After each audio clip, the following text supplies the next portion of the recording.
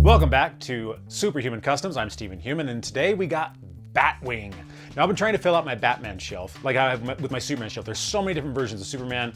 With Batman, I'm less inclined to have a billion different versions, but I love the other Batman characters, especially from Batman Inc. And so Batwing, the moment that he was announced, I was like, I gotta get that guy. So what we're gonna do is we're gonna darken him up, we're gonna use a Vallejo wash, and then we're going to do some dry brush silver over the top. I'm thinking about maybe doing some glow-in-the-dark paint here for the symbol, because the symbol's supposed to glow. So let's just get in. He's got some good details on the wings we're gonna be able to play with. I think this guy's gonna turn out awesome, so let's jump right in. Just like with so many of these figures lately, we're just gonna do a nice wash. Now I've had a couple people ask me lately about my washes and what I do. So what a wash is it's very, very liquidy. It's very watery, as you can see here. This is a Vallejo game wash. So it's incredibly liquidy, and it's meant to fill in the cracks so that it, just like water, it'll go to the lowest level and it will stay there. And so that's what these washes do. So I have a brown wash and a black wash. As you know, generally I just use the black wash because we're going for these kinds of detail work. We want this guy dark so that we can then lighten him up a little bit. Because he has so many textures, this Batwing does, so many textures. He's like almost in a robot suit.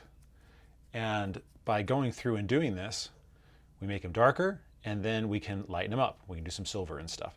So that's what the wash is and how you use it and why you use it.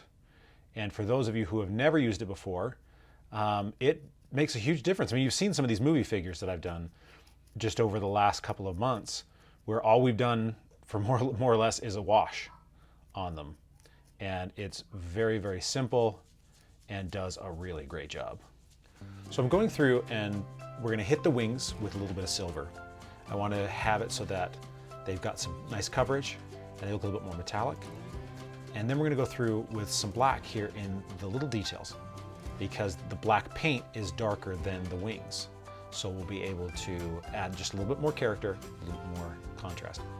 Now we're gonna go through with the black and we're going to add in here on the suit, because some of the versions in the comic, it shows that there's different sections of the suit, and some of it he's got like a black body suit underneath.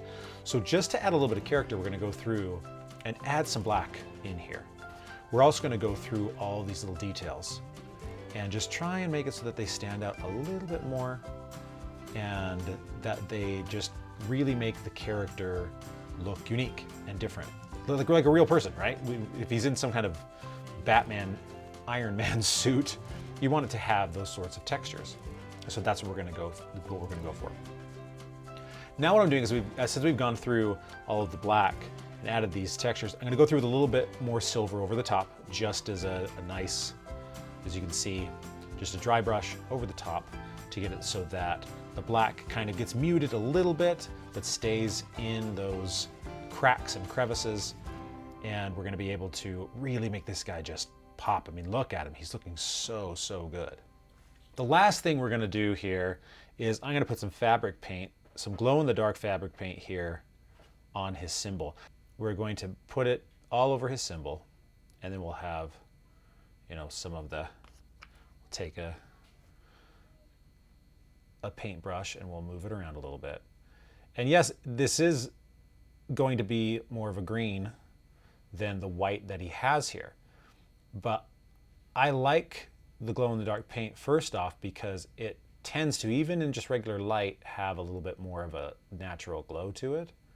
And since this is supposed to be glowing, I really like the look of it.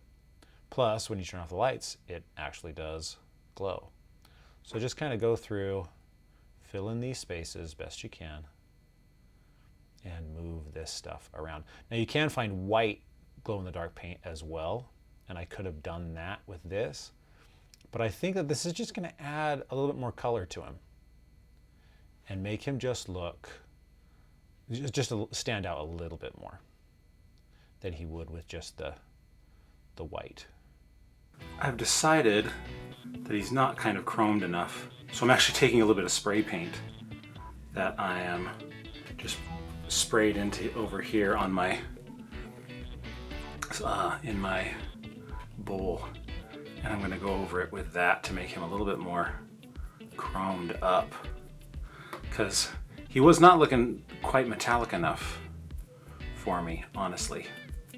So this is something new that I don't usually do, but hey, we'll try whatever we gotta try to make him look the way we want him to look. And there we have it, Batwing. I think it turned out great. As you can see, Sam's painting behind me. It's always fun when I'm in here working on my figures and he's working on his. But he's doing some D&D figures.